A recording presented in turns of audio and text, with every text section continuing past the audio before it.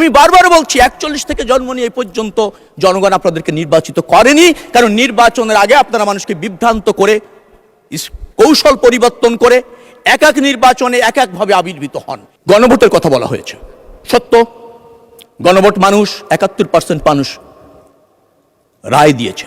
কিসের জন্য? জুলাই সনদ বাস্তবায়ন করবার জন্য। জুলাই সনদ কি? যে জুলাই সনদ আমরা রাজনৈতিক সমঝোতার ভিত্তিতে সমস্ত রাজনৈতিক দল সই করেছি, একমত হয়েছে। কিছু সাংবিধানিক সংস্কার আছে, অন্যান্য সংস্কার আছে, এটা আমরা বাস্তবায়ন করতে বদ্ধপরিকর, অঙ্গীকারবদ্ধ। মাননীয় প্রধানমন্ত্রী তা বলেছেন, আমাদের দল সেটা ধারণ করে এবং বাস্তবায়ন করবার জন্য অঙ্গীকার করেছে। আমরা জুলাই সনদের বাস্তবায়ন চাই।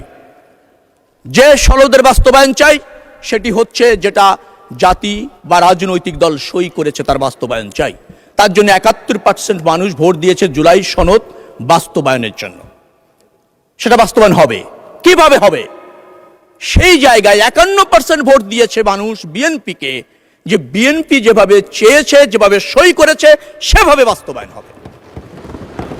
20% মানুষ এর সাথে একমত হয়নি। 71 থেকে যদি 51 আপনি বাদ দেন, তো 20% গ্রহণযোগ্য হবে নাকি 51% মানুষের সমর্থন গ্রহণযোগ্য হবে? যে রাজনৈতিক দলটি এটা বোঝেন না, বুঝতে চান না, মানুষকে বিভ্রান্ত করতে চান। আমি বারবার বলছি 41 থেকে জন্ম নিয়ে এই পর্যন্ত জনগণ আপনাদেরকে নির্বাচিত করেনি, কারণ নির্বাচনের আগে আপনারা মানুষকে বিভ্রান্ত করে কৌশল পরিবর্তন করে এক এক নির্বাচনে এক একভাবে আবির্ভূত হন। এটা রাজনৈতিক দলের দায়িত্ব না।